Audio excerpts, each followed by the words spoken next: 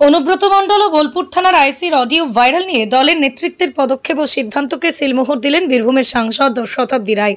আজ একটি সিনেমার প্রমোশনে তারাপীঠ মন্দিরে মা তারাকে পুজো দিতে এসে সাংবাদিক সম্মেলন অনুব্রত মণ্ডল ও বোলপুর আইসির অডিও ভাইরাল প্রশ্নের উত্তর এড়িয়ে গেলেও শতাব্দী রায় বলেন, বিষয়টি দলের নেতৃত্ব দেখছে, দলের নেতৃত্বের পদক্ষেপ ও সিদ্ধান্তকে মেনে নিতে হবে।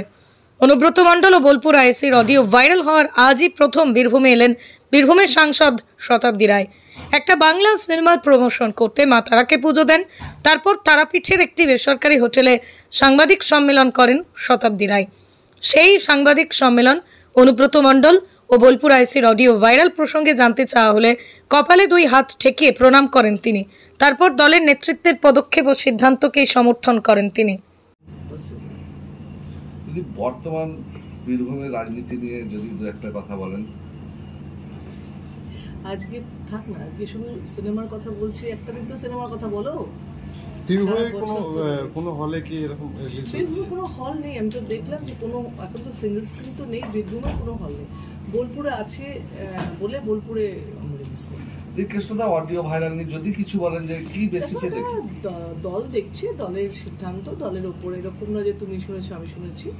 দলের নেতৃস্থানীয় সবাই জেনেছে, তারা যে স্টেপ নিচ্ছে, যেরমভাবে চলছে সেরমভাবে সিদ্ধান্ত। এই নিয়ে আমাকে দিয়ে কোনো কন্ট্রোভার্সির কথা বলেও লাভ নেই। কিন্তু দল তো এরকম দেখছে না, এরকম নয় যে জানে না।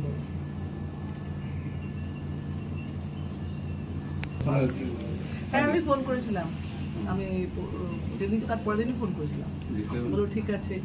আজকে দেখি আজকে যখন যাবো বাড়ি যাবো তখন আমার কিছু মিটিং আছে, মানে এটার তো এখানে কাজ শেষ, এখানে মিটিং আছে, মিটিংগুলো করে দেখি আশীর্বাদের সঙ্গে কথা বলতে পারছি। হ্যাঁ শুনছি কোভিড হয়েছে, কোথায় যাওয়া যাবে না টাইমে, আমার তো এখান থেকে আশীর্বাদে দেখা করতে পারি।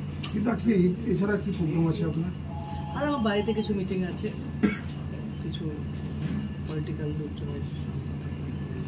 আপনার লোকসভা কেন্দ্রে কোনো হল নেই 15 বছর যাবত, কি বলবেন? আমি বলি আসলে সিঙ্গেল স্ক্রিনগুলো বন্ধ হয়ে গেছে না, শুধু একটা। ধরো আমি যদি বলো যে আপনি চালাতে পারেন, আমি একটা হল চালাবো।